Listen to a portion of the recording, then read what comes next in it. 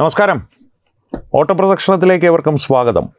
പാറ്റ സമരത്തെ ചുറ്റിപ്പറ്റിയുള്ള വിവാദങ്ങൾ അവസാനിക്കുന്നില്ല. ആ വിവാദങ്ങളുടെ ഇപ്പോഴത്തെ പ്രധാന കുന്തമുനകളെന്ന് പറയുന്ന അല്ലെങ്കിൽ കേന്ദ്ര ബിന്ദുക്കളെന്ന് പറയുന്നത് പാറ്റാ സമരമല്ല. പാറ്റാ സമരത്തിനും അപ്പുറത്തേക്ക് പാർലമെൻറ്റിൻ്റെ ഉള്ളിൽ പ്രതിപക്ഷം നടത്തുന്ന ബഹളങ്ങളും അതിനുമപ്പുറത്തേക്ക് ചില ഈ സെലിബ്രിറ്റികളെന്ന് സ്വയം വിശേഷിപ്പിക്കുന്നവർ അല്ലെങ്കിൽ സമൂഹം വിശേഷിപ്പിക്കുന്നവർ തന്നെ വേണമെങ്കിൽ പറയാം. ഈ സോഷ്യൽ മീഡിയ ഇൻഫ്ലുവൻസേഴ്സ്, സാമൂഹ്യ മാധ്യമങ്ങളിലെ പ്രമുഖന്മാർ, ഇവരെല്ലാം കൂടിച്ചേർന്ന് നടത്തുന്ന അഭിപ്രായ പ്രകടനങ്ങളും എല്ലാം ഇപ്പോൾ വലിയ വിവാദ വിഷയമായിരിക്കുകയാണ്, പ്രത്യേകിച്ച് കേരളത്തിൽ. കാരണം കേരളത്തിന് പുറത്തേക്ക് ഈ പ്രമുഖരായിട്ടുള്ള എന്തെങ്കിലും ഒരു നിലയിൽ പ്രസക്തിയുള്ള ഒരു സെലിബ്രിറ്റിയും ഇതിനു വേണ്ടിയിട്ട് ഇറങ്ങി പുറപ്പെട്ടിട്ടില്ല. നേരത്തെയൊക്കെ ആയിരുന്നെങ്കിൽ ഈ ഫണ്ട് നിർലോഭം വന്നിരുന്ന സമയത്ത് ദീപിക പദുകോണിനെ പോലുള്ളവരെ ഇത്തരത്തിലുള്ള പ്രവർത്തനങ്ങൾക്ക് അവർക്ക് ലഭ്യമായിരുന്നു. ഹൃതിക് റോഷനെ പോലുള്ളവർ ഇടയ്ക്ക് തൊട്ടും തൊടാതെയുമുള്ള കമൻറ്റുകളും ഒക്കെ അടിച്ചിരുന്നു. ഇപ്പോൾ അവരാരും ഇതിന് ലഭ്യമല്ല. അമീർ ഖാൻ ചിലപ്പോൾ പറഞ്ഞിരുന്നു, ഷാറൂഖ് ഖാൻ ചിലപ്പോൾ ഇത്തരത്തിലുള്ള രാജ്യവിരുദ്ധ പ്രവർത്തനങ്ങളെ പ്രോത്സാഹിപ്പിക്കുന്ന തരത്തിലുള്ള പ്രസ്താവനകൾ ഇറക്കിയിരുന്നു. ഇപ്പോൾ അവരെല്ലാവരും നിശബ്ദരാണ്. കാരണം ഫണ്ട് വരുന്നില്ല പഴയ പോലെ. എന്നാൽ ഫണ്ട് പൂർണ്ണമായി നിലച്ചിട്ടില്ല എന്നുള്ളതിൻ്റെ ഒരു തെളിവാണ് ഇപ്പോൾ ഈ കേരളത്തിൻ്റെ അതിർത്തി വിട്ടാൽ പ്രസക്തിയില്ലാത്ത, കേരളത്തിൽ പോലും പ്രസക്തിയില്ലാത്ത പല ഇൻഫ്ലുവൻസേഴ്സ്. അത് രണ്ട് തട്ടാണ്. കേരളത്തിൻ്റെ അകത്ത് ഒരുപാട് പ്രസക്തിയുള്ള ടൊവിനോയെ പോലുള്ളവരുണ്ട്. കാരണം ഇപ്പോഴും മുഖ്യധാരയിൽ നിലനിൽക്കുന്ന താരങ്ങളാണ് അവരെന്നാണ് വിശ്വാസം. ഇനി വരാനുള്ള വിസ്മയ മോഹൻലാൽ തുടക്കം തന്നെ മിക്കവാറും ഒടുക്കമാകും എന്നുള്ള തരത്തിലേക്ക് കാര്യങ്ങൾ കൊണ്ടെത്തിക്കുന്ന വിസ്മയ മോഹൻലാൽ, ഒരു പ്രസക്തിയുമില്ലാത്ത രഞ്ജിനി ഹരിദാസ്, പ്രസക്തി നഷ്ടപ്പെട്ട് ഇനി എന്തെങ്കിലും പ്രസക്തി എനിക്ക് ഉണ്ടാക്കിയെടുക്കണം, കാരണം കേരളത്തിൽ ഞങ്ങൾ ഭാഗ്യവാന്മാരാണ്, ഡൽഹിയിൽ ഓട്ടോയിൽ കയറിയാൽ അപ്പോൾ തുടങ്ങും വർഗീയത, കാരണം രഞ്ജിനി ഹരിദാസ് കയറാൻ ഇരിക്കുകയായിരുന്നു ഓട്ടോക്കാരൻ വർഗീയത പറയാൻ എന്നുള്ള രീതിയിൽ ഇവരെല്ലാവരും ഇറങ്ങി പൊട്ടിട്ടുണ്ട്. പക്ഷേ അതിൻ്റെ അർത്ഥമെന്ന് പറയുന്നത് ഇത്രയേ ഉള്ളൂ. ദീപിക പദുകോണിന് JNUവിൽ പോയി കുറച്ചു നേരം മൗനമായി ആസാദി വിളികളുടെ ഇടയിൽ നിൽക്കുവാൻ വേണ്ടി 5 കോടി രൂപയാണ് നൽകപ്പെട്ടത് എന്നാണ് ആരോപണം. അത് മുൻ റോ ചീഫാണ് ആരോപിച്ചിരിക്കുന്നത്, ഞാനല്ല. ഇപ്പോൾ 5 കോടി രൂപയൊന്നും കൊടുക്കാൻ ഇവരുടെ കയ്യിലില്ല. കാരണം കൃത്യമായിട്ട് ഇത്തരത്തിലുള്ള വിദേശ ഫണ്ടുകളുടെ പ്രധാന സ്രോതസ്സുകളെല്ലാം മോദി സർക്കാർ അടച്ചു കഴിഞ്ഞു. ഇപ്പോൾ പണം കുറവായത് കാരണം സോഷ്യൽ മീഡിയയിലെ പ്രമുഖന്മാർക്ക്, സാമൂഹ്യ മാധ്യമങ്ങളിലെ പ്രമുഖന്മാർക്കെല്ലാം കത്തുകളായിട്ടാണ് വരുന്നത്, അല്ലെങ്കിൽ ഒരു ഇമെയിലായിട്ടാണ് വരുന്നത്. നിങ്ങൾ സോനം വാങ്ചുക്കിൻ്റെ നിരാഹാരത്തെ പ്രകീർത്തിച്ചുകൊണ്ട് അല്ലെങ്കിൽ അതിനെ പിന്തുണച്ചുകൊണ്ടൊരു പോസ്റ്റ് ഇട്ടാൽ 65,000 രൂപ ഒരു പോസ്റ്റിന് നിങ്ങൾക്ക് ലഭിക്കും എന്നുള്ള തരത്തിലുള്ള ഓഫറുകളാണ് വരുന്നത്. ആ ഓഫറുകൾ, ആ വാഗ്ദാനങ്ങൾ പലരും അത് പുറത്തു വിട്ടിരുന്നു. അത് ഞാൻ അത്തരത്തിലൊരു ഇമെയിൽ ഞാൻ പ്രേക്ഷകരെ കാണിക്കാം, ഒന്ന് കണ്ടു നോക്കൂ. അപ്പോൾ ഇതാണ് അതിൻ്റെ ഒരു പശ്ചാത്തലം. ആ പശ്ചാത്തലത്തിൻ്റെ പുറത്ത് തന്നെ ഒരു കാര്യം പറയേണ്ടി വരും. ഈ ടൊവിനോ ആണെങ്കിലും വിസ്മയ മോഹൻലാൽ ആണെങ്കിലും രഞ്ജിനി ഹരിദാസ് ആണെങ്കിലും നസ്ലിൻ ആണെങ്കിലും ഇതിനെ പിന്തുണച്ച് വന്ന ബാക്കിയുള്ള പേര് പോലും പലർക്കും അറിയാത്ത, എന്നാൽ ഞങ്ങൾക്കും ഒരു പ്രസക്തി ഉണ്ടാകണമെന്ന് ആഗ്രഹിക്കുന്ന ഫർഹാൻ ഗിർഹാൻ, അങ്ങനെ കുറേ പേരുണ്ട്.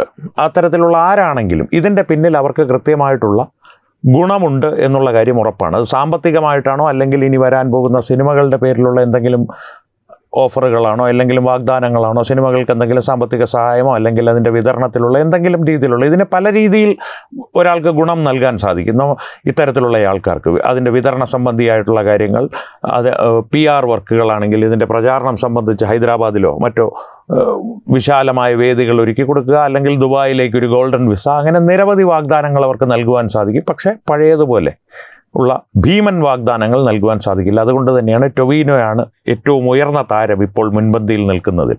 സോനാക്ഷി സിൻഹയൊക്കെ ബോളിവുഡിൽ ആരാണെന്ന് ഇപ്പോൾ രണ്ടാമതൊന്ന് ആലോചിക്കേണ്ടി വരും പ്രേക്ഷകർക്കും ബോളിവുഡിനും തന്നെ. അത്തരത്തിലുള്ള ആളുകളാണ് ഇതിൽ ഇടപെട്ടുകൊണ്ടിരിക്കുന്നത്. ഇവരുടെ ഒരു പശ്ചാത്തലം ഒന്ന് പരിശോധിച്ചാൽ ഇവരെല്ലാവരും അടിസ്ഥാനപരമായിട്ട് ഈ പുരോഗമനവാദികളാണ് എന്ന് സ്വയം വിശേഷിപ്പിക്കുന്ന ഈ മൂക്കാതെ പഴുത്ത പാശ്ചാത്യ സംസ്കാരം ഉൾക്കൊണ്ട് ജീവിക്കുന്ന ആളുകളാണ്, അല്ലെങ്കിൽ അങ്ങനെ ജീവിക്കണമെന്ന് ആഗ്രഹിക്കുന്ന ആളുകളാണ്. അതിൽ തന്നെ പലരും ഈ ഇടത് ആവാസ വ്യവസ്ഥയോടൊരു ചായ്വുള്ളതാണ്, മാനസികമായിട്ടൊരു ചായ്വുള്ളതാണ്. ആ ഒരു പ്രത്യേകതരം ചായ്വാണ്. ഇടത് ആവാസ വ്യവസ്ഥയോടൊരു ചായ്വ് വോട്ട് കോൺഗ്രസ്സിന്. അത്തരത്തിലുള്ളൊരു കുഴഞ്ഞു മറിഞ്ഞ, വേണമെങ്കിൽ വൃത്തികെട്ട ഒരു മാനസികാവസ്ഥയിലുള്ള അല്ലെങ്കിൽ ഒരു സാമൂഹ്യ ബോധമുള്ള അവസ്ഥയിൽ ജീവിക്കുന്നവരാണ്. വിസ്മയ മോഹൻലാലിനെ പോലുള്ളവരുടെ കാര്യം പറഞ്ഞാൽ സാമൂഹികമായിട്ട് അവർക്ക് എന്തെങ്കിലും ഒരു പ്രതിബദ്ധത കൃത്യമായിട്ടുണ്ടെന്ന് അവരിതിനു മുൻപ് ഒരിക്കലും തെളിയിച്ചിട്ടില്ല. തെളിയിച്ചിട്ടില്ല എന്നല്ല, പ്രകടിപ്പിച്ചിട്ടില്ല. തെളിയിക്കേണ്ട കാര്യമൊന്നുമില്ല. എന്നോടോ നിങ്ങളോടോ ഒന്നും തെളിയിക്കേണ്ട യാതൊരു ബാധ്യതയും അവർക്കില്ല. പക്ഷേ അവർ സാമൂഹികമായൊരു പ്രശ്നത്തിൽ അഭിപ്രായം പറയുമ്പോൾ തിരികെ അഭിപ്രായം പറയാനുള്ള അവകാശം അവർക്കുള്ളതുപോലെ തന്നെ, അഭിപ്രായ സ്വാതന്ത്ര്യം എങ്ങനെയാണോ അവർക്കുള്ളതുപോലെ തന്നെ എനിക്കും നിങ്ങൾക്കുമുണ്ട്. അതുകൊണ്ട് തന്നെ വിസ്മയ മോഹൻലാൽ 35 വയസ്സ് കഴിഞ്ഞ ഇനി ഈ മലയാള സിനിമയിൽ ചുവടുറപ്പിച്ച് നിൽക്കണമെങ്കിൽ മോഹൻലാലിനെ കൊണ്ട് എത്ര സിനിമ ചെയ്യാനൊക്കും? അല്ലെങ്കിൽ അതിനപ്പുറത്തേക്ക് വളരണമെങ്കിൽ മട്ടാഞ്ചേരി മാഫിയയുടെ കനിവ് വേണമെന്ന് വിചാരിക്കുന്ന ഒരു വ്യക്തിയാണ് എന്ന് ഞാൻ പറഞ്ഞാൽ അതിനെന്നെ ആരും തെറ്റ് പറയില്ല. പക്ഷേ ഞാനത് പറയുന്നില്ല. ആരെങ്കിലും പറഞ്ഞാൽ ഞാൻ അവരെ കുറ്റം പറയുകയുമില്ല. അത്തരത്തിലാണ് ഇവരുടെ ഒരു പശ്ചാത്തലം കിടക്കുന്നത്. ഇന്ന് രാവിലെ RPയുമായിട്ടുള്ളൊരു ചർച്ചയിൽ RP കൃത്യമായി പറഞ്ഞിരുന്നു, PSC സമരം, സെക്രട്ടേറിയറ്റിൻ്റെ മുമ്പിൽ ഉദ്യോഗാർത്ഥികൾ മണ്ണ് വാരി തിന്നുന്ന സമരം, മണ്ണ് വാരി കഴിച്ചുകൊണ്ട് പ്രതിഷേധമറിയിച്ച സമരം, മുട്ടുകുത്തി നടന്ന് പ്രതിഷേധമറിയിച്ച സമരം. ഓണത്തിന് മുൻപ് SNU എന്നൊരു ഉദ്യോഗാർത്ഥി റാങ്ക് ലിസ്റ്റ് കാലഹരണപ്പെട്ടു പോയത് കൊണ്ട് ആത്മഹത്യ ചെയ്തൊരു സമരം. അന്നൊന്നും ഇവരുടെ ആരുടെയും ഒരു പ്രതിഷേധവും കണ്ടിട്ടില്ല. മറ്റ് പല പ്രതിഷേധങ്ങളുമുണ്ട്. അത് ഇനിയൊരു വീഡിയോയിൽ രാഹുൽ ഗാന്ധിയെ സംബന്ധിച്ചുള്ള കാര്യങ്ങളാണെങ്കിൽ ഈ പേപ്പർ ലീക്ക് മാത്രമാണ് പ്രശ്നമെങ്കിൽ 2004 മുതൽ 2012 വരെ പ്രധാനപ്പെട്ട 6 പേപ്പർ ലീക്കുകൾ, ചോദ്യപേപ്പർ ചോർത്തലുകൾ അല്ലെങ്കിൽ ചോർന്ന് വിവാദമായ സംഭവങ്ങൾ ഉണ്ടായിട്ടുണ്ട്. അന്നൊന്നും ഇവരാരും, വിസ്മയ മോഹൻലാൽ ഒന്നും 2004 ജനിച്ചിട്ടുണ്ടോ എന്ന് എനിക്കറിയില്ല, അല്ലെങ്കിൽ അതിനുള്ള പ്രായം കാണില്ല. ടൊവിനോയ്ക്ക് എന്തായാലും ഒരു സാമാന്യം ഭേദപ്പെട്ട പ്രായം കാണും. അല്ലെങ്കിൽ ഇവരെയൊക്കെ പിന്തുണയ്ക്കുന്ന ശക്തികൾ ആരും, എന്തിന് കോൺഗ്രസ് പോലും ഇതിനൊന്നും പ്രതികരിച്ചിട്ടില്ല. കാരണം കോൺഗ്രസിൻ്റെ UPA സർക്കാരിൻ്റെ കാലത്താണല്ലോ 2004 മുതൽ 2012 വരെയുള്ള 6 പ്രധാനപ്പെട്ട ചോദ്യപേപ്പർ ചോരലുകൾ നടന്നിട്ടുള്ളത്. ആ വിഷയത്തിനെ സംബന്ധിച്ച് പ്രത്യേകമായിട്ട് തന്നെ ഒരു വീഡിയോ ചെയ്യുന്നുണ്ട്. ഇന്ന് വിഷയം ഈ ഇൻഫ്ലുവൻസേഴ്സും സെലിബ്രിറ്റീസുമാണ്. ഇവരൊക്കെ പറയുന്നത് സമാധാനപരമായിട്ടുള്ള പ്രതിഷേധമായിരുന്നു എന്നുള്ളതാണ്. വീണ്ടും പലതവണ തത്വമയി ന്യൂസ് പ്രേക്ഷകരുടെ മുമ്പിൽ ഇത് ഈ അക്രമ സംഭവങ്ങളെ കുറിച്ചുള്ള വീഡിയോകൾ, അതിൻ്റെ വ്യക്തമായ തെളിവുകൾ മുന്നോട്ട് വയ്ക്കുന്ന വീഡിയോകൾ പ്രേക്ഷകരെ കാണിച്ചിട്ടുള്ളതാണ്. പുതിയ ചില വീഡിയോകൾ കൂടി കാണിക്കാം. ഒരു വീഡിയോ കണ്ടിട്ട് വരാം.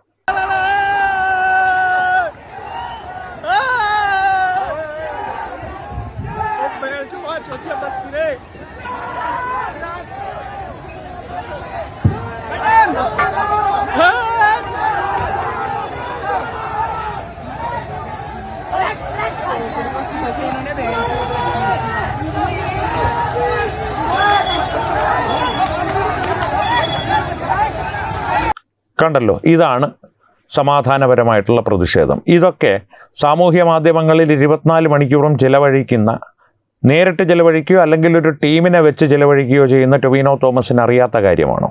അല്ല, കൃത്യമായിട്ട് അത് അറിഞ്ഞില്ല എന്ന് നടിക്കുകയാണ്. രാജ്യത്തെ കുട്ടികളുടെ ഭാവി തകർക്കരുത്. ഇതൊരു സെൻറ്റിമെൻറ്റ്സ് മുന്നോട്ട് വെച്ചിട്ടുള്ളൊരു കളിയാണ്. പലരും പറയുന്നുണ്ട് കുട്ടികളുടെ ഭാവിയാണ് വലുത്, അതുകൊണ്ട് തന്നെ നാം ഇത് പ്രതിഷേധത്തിനെ കാര്യമായിട്ട് എടുക്കണം. പാറ്റകൾക്ക് കുട്ടികളുമായിട്ട് യാതൊരു ബന്ധവുമില്ല എന്നുള്ളത് ഈ പ്രതിഷേധത്തിൽ അവർ കാണിച്ച അക്രമത്തിലൂടെ തന്നെ അവർ തെളിയിച്ചു കഴിഞ്ഞു. അവരുടെ ഇപ്പോഴത്തെ ആവശ്യങ്ങൾ ധർമ്മേന്ദ്ര പ്രധാൻ രാജിവെക്കണം, 1 കോടി രൂപ കൊടുക്കണം എന്നുള്ളതെല്ലാം ഒരു തരത്തിൽ അല്ലെങ്കിൽ മറ്റൊരു തരത്തിലേക്ക് അതിന് ഏതെങ്കിലും തരത്തിൽ വഴങ്ങുവാൻ സർക്കാർ തയ്യാറായാൽ അടുത്ത രാജ്യം മോദിയുടെ ആയിരിക്കും അവർ ആവശ്യപ്പെടുന്നത്.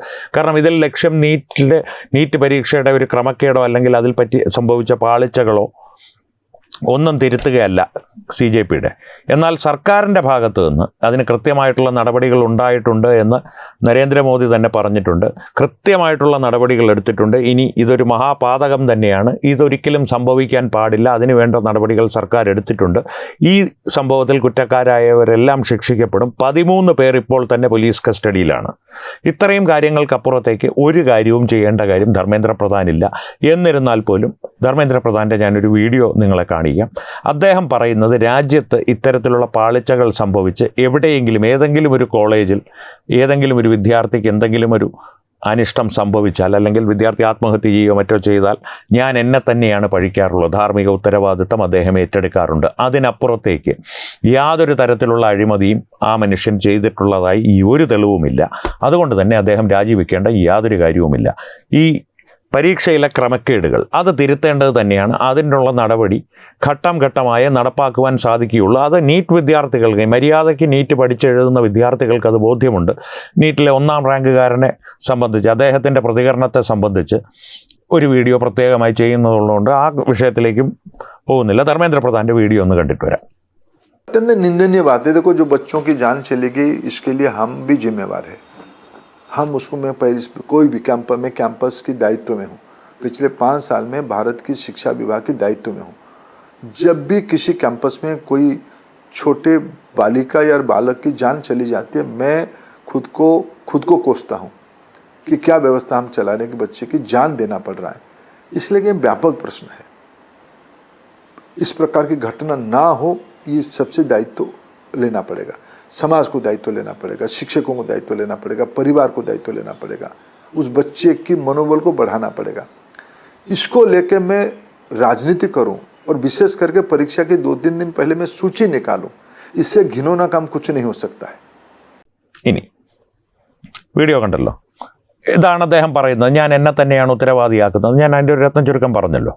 ഇനി ഈ പ്രതിഷേധക്കാരിലേക്കും അവരെ പിന്തുണയ്ക്കുന്ന ഈ സെലിബ്രിറ്റികളിലേക്കും തിരികെ വന്നു കഴിഞ്ഞാൽ അവർക്ക് ഫണ്ട് വരുന്നതിനെ സംബന്ധിച്ച് അരുന്ധതി റോയ് തന്നെ ഒരുപക്ഷെ ഫോർട്ട് ഫൗണ്ടേഷനിൽ നിന്ന് അവർക്ക് കൃത്യമായിട്ടുള്ള ഫണ്ട് ലഭിക്കാത്തതിൻ്റെ ഒരു അനിഷ്ടം കാരണം അരവിന്ദ് കേജ്രിവാളിനെ പോലുള്ളവർക്ക് ഈ ഫോർട്ട് ഫൗണ്ടേഷൻ, ജോർജ് സൊറോസിൻ്റെയൊക്കെ ഫോർട്ട് ഫൗണ്ടേഷൻ പോലുള്ള, ഈ ഫോർട്ട് ഫൗണ്ടേഷൻ പോലുള്ള സ്ഥാപനങ്ങളാണ് അല്ലെങ്കിൽ സംഘടനകളാണ് ഈ രമൺ മാഗ്സസെ അവാർഡുകളൊക്കെ മുന്നോട്ട് കൊണ്ടുപോകുന്നത്. അല്ലെങ്കിൽ അതിൻ്റെ എല്ലാം പിന്നിലുള്ള സാമ്പത്തിക സ്രോതസ്സ്, ഒരു ചാലക ശക്തി അവരാണ്. അവരിൽ നിന്ന് ഫണ്ട് വരുന്നുണ്ട് അരവിന്ദ് കേജ്രിവാളിൽ നിന്ന്.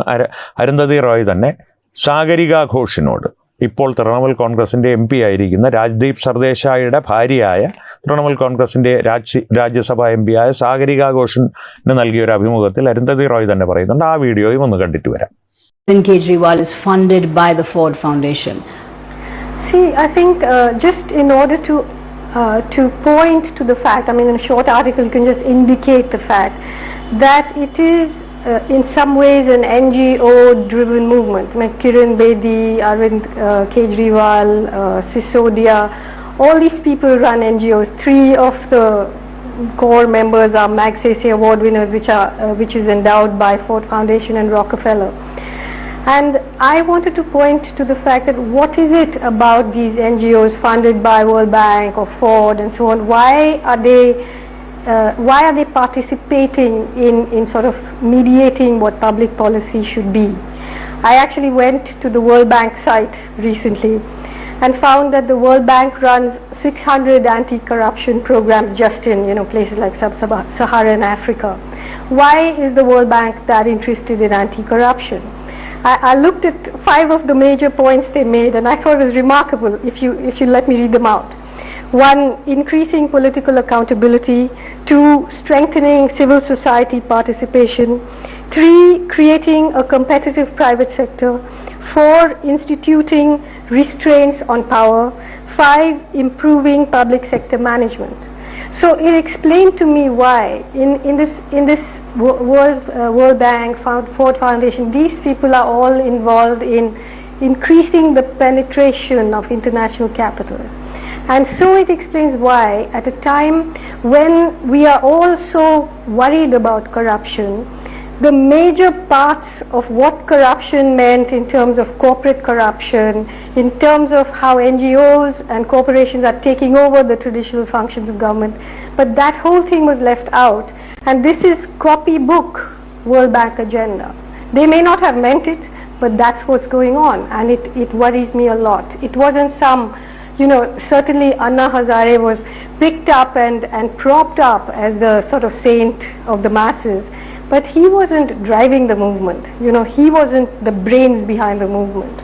And I think this is something very pertinent that we കണ്ടല്ലോ. ഇതാണ് ഇതിൻ്റെ ഒരു പശ്ചാത്തലം. ഇവർക്കെല്ലാം കൃത്യമായിട്ടുള്ള ഫണ്ടുകൾ വരുന്നുണ്ട്. അല്ലാതെ സാമൂഹ്യ പ്രതിബദ്ധത കൊണ്ടല്ല ഇവരാരും ഇത്തരത്തിലുള്ള പോരാട്ടങ്ങൾക്ക് ഇറങ്ങുന്നത്. രാഷ്ട്രീയ ലക്ഷ്യങ്ങളുണ്ട്. നരേന്ദ്രമോദിയാണ് ആ രാഷ്ട്രീയ ലക്ഷ്യം. ഇനി ആ ഫണ്ട് വരുന്ന ഇത്തരത്തിലുള്ള നേതാക്കൾ, അതിനും അപ്പുറത്തേക്ക് ഈ നേതാക്കൾക്ക് പിന്തുണ വേണമല്ലോ. അതിന് തെരുവിൽ കിടന്ന് അടികൊള്ളാൻ അണികൾ ഇറങ്ങണമെങ്കിൽ എന്ത് ചെയ്യണം? ഇത്തരത്തിലുള്ള ഇപ്പോഴത്തെ കാലത്ത് സാമൂഹ്യ മാധ്യമങ്ങളിൽ എന്തെങ്കിലും ഒരു വാർത്ത കണ്ടു കഴിഞ്ഞാൽ ഒരു വാട്സാപ്പ് സന്ദേശത്തിലൂടെ ബേക്കറി ലഹള എന്ന് പ്രസിദ്ധമായിട്ടുള്ള ഒരു കടകൾ കൊള്ളയടിക്കപ്പെട്ട ഒരു ലഹള യാതൊരു കാര്യവുമില്ലാതെ മലബാറിൽ നടന്നിട്ടുള്ള രാജ്യമാണ് ഭാരതം. കേരളത്തിൽ ഇത്തരത്തിലുള്ള ലഹളകൾ ഇനിയിപ്പോൾ നടക്കാത്തതിൻ്റെ കാര്യം ഞാൻ പലവട്ടം പറഞ്ഞിട്ടുണ്ട്. ഭീകരവാദത്തിൻ്റെ ആസ്ഥാന കേന്ദ്രത്തിൽ അവരവസാനമേ ബോംബ് പൊട്ടിക്കുകയുള്ളൂ, ഉടനെ പൊട്ടിക്കില്ല.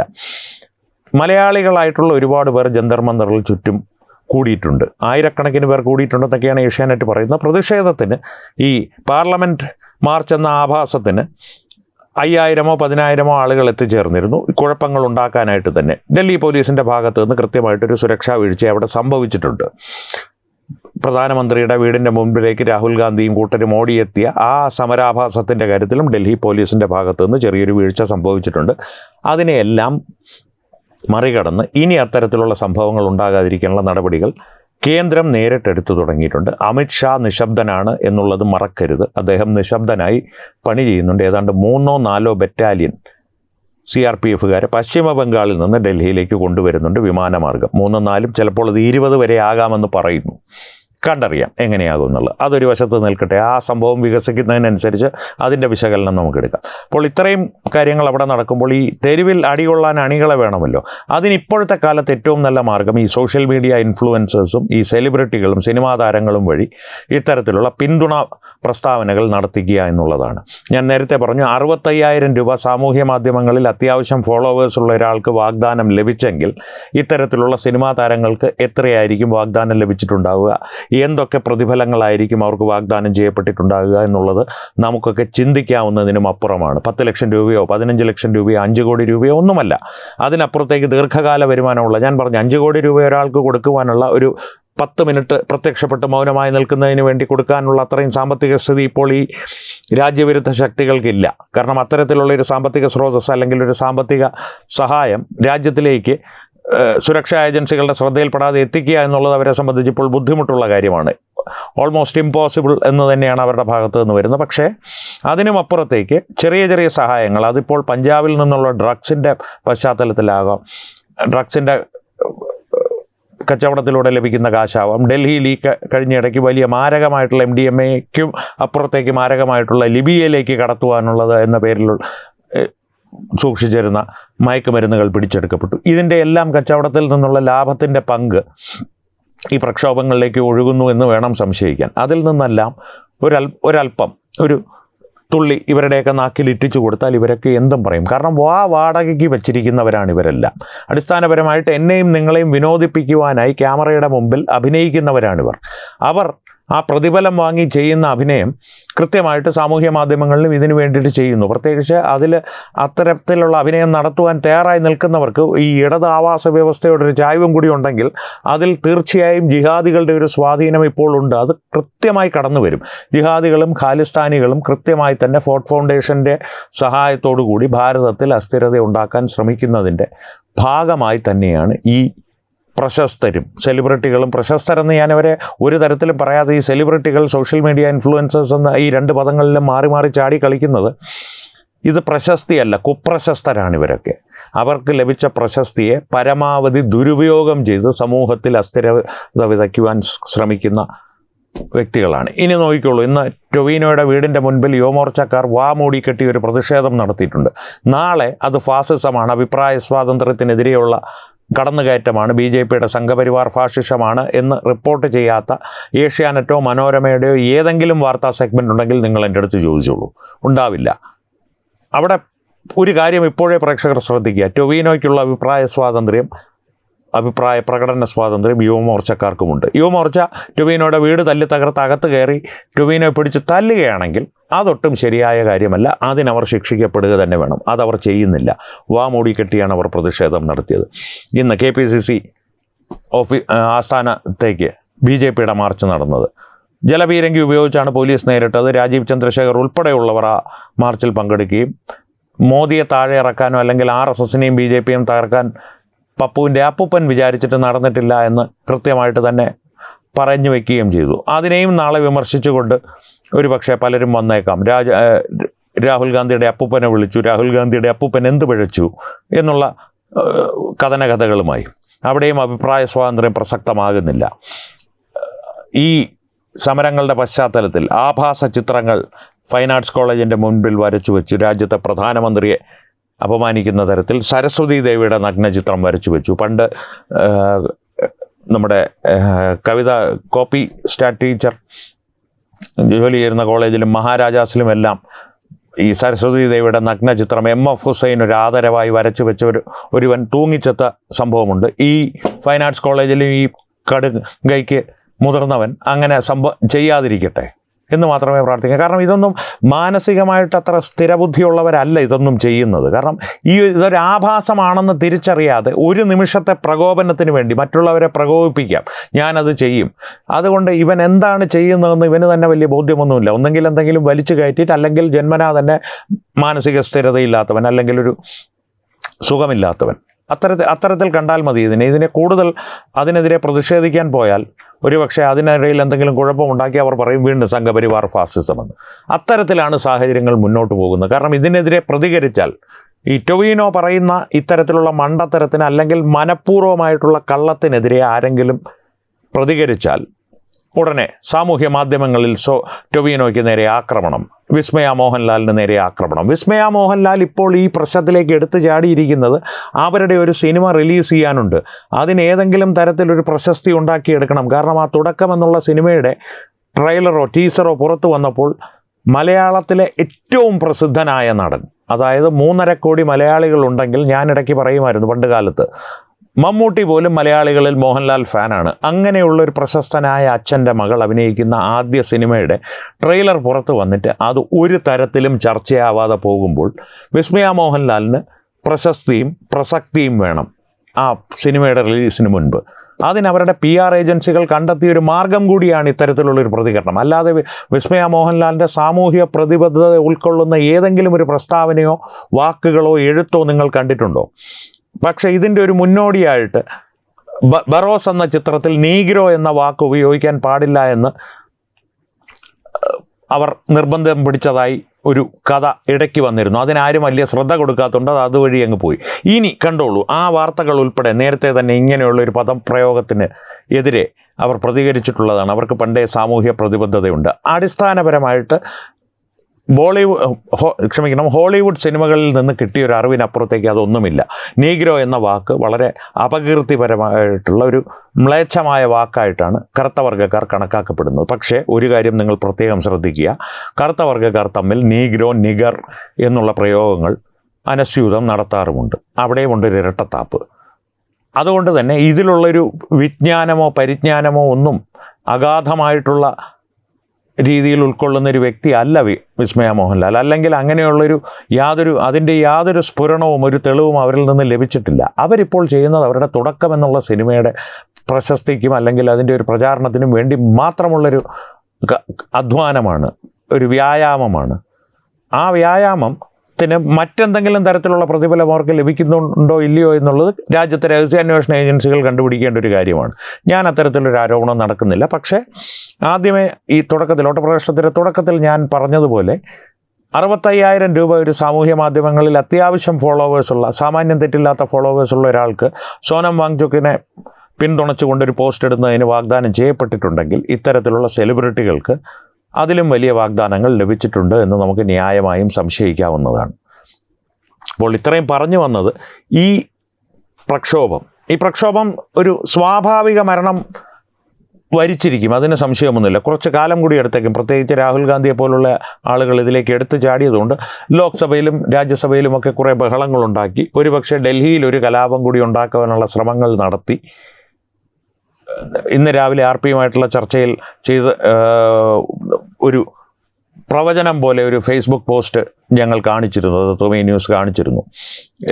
ഇനി 2026 ആദ്യം വിദ്യാർത്ഥികളുടെ, ഇനി ഇന്ത്യൻ മെഡിക്കൽ അസോസിയേഷൻ്റെ, അങ്ങനെയുള്ള മുസ്ലിങ്ങളുടെ ഇതെല്ലാം പ്രക്ഷോഭങ്ങൾ പല രീതിയിൽ പലയിടങ്ങളിൽ നിന്ന് പൊട്ടിപ്പുറപ്പെടുവാനുള്ള സാധ്യതകളുണ്ട്.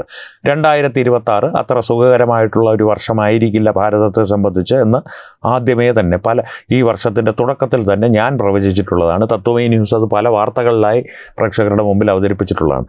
അതിൻ്റെ ഒരു ഭാഗം കൂടിയാണ് ഈ സെലിബ്രിറ്റികളുടെയും സാമൂഹ്യ മാധ്യമങ്ങളിലെ ഇൻഫ്ലുവൻസേഴ്സിൻ്റെയും ഇത്തരത്തിലുള്ള വാടകവായ കൊണ്ടുള്ള വാഴ്ത്തുപാട്ടുകൾ. അല്ലാതെ ഇതൊരു വിദ്യാർത്ഥി സമരമേ അല്ല. വിദ്യാർത്ഥികൾ കൃത്യമായി പഠിച്ച് അവർക്കുള്ള ജീവിതമാർഗം നോക്കി മുന്നോട്ട് പോയിക്കൊണ്ടിരിക്കുകയാണ്. ഇതൊരു വിദ്യാർത്ഥി സമരമാണെന്ന് ആരെങ്കിലും പറയുന്നുണ്ടെങ്കിൽ നീറ്റിൻ്റെ പേരിൽ ഇത്തരത്തിലുള്ളൊരു പ്രക്ഷോഭം സ്വാഭാവികമായി പൊട്ടിപ്പുറപ്പെട്ട ഒന്നാണെന്ന് പലരും നരേന്ദ്രമോദിയെ അനുകൂലിക്കുന്നവർ പോലും ചിലപ്പോഴെങ്കിലും വിശ്വസിച്ച് പോകുന്നുണ്ട്. അതുകൊണ്ട് തന്നെ പറയുന്നു, അല്ല, ഇതൊരു വിദ്യാർത്ഥി സമരമല്ല. നീറ്റിൻ്റെ ചോദ്യപേപ്പർ ചോർച്ചയെ സംബന്ധിച്ചുള്ള ഒരു വിഷയം നിലനിൽക്കുന്നുണ്ടോ? തീർച്ചയായും ഉണ്ട്.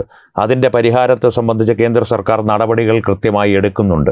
അതിലെ ശരിതെറ്റുകൾ നമുക്ക് വാദപ്രതിവാദത്തിലൂടെ ചർച്ച ചെയ്യാം. പക്ഷേ രാജ്യ തലസ്ഥാനത്ത് ഇപ്പോൾ നടക്കുന്നത് ഒരു സമരാഭാസമാണ്. കൃത്യമായി ഭാരതം എന്ന രാഷ്ട്രത്തെ അസ്ഥിരപ്പെടുത്തുവാനുള്ള ഒരു നീക്കമാണ്. ഏറ്റവും അവസാനമായി ഒരു കാര്യം കൂടി കാണിക്കാം. ഖാലിസ്ഥാനി ആയ ഒരു പന്നുണ്ട്, കാനഡയിൽ താമസിച്ചിരുന്നത്.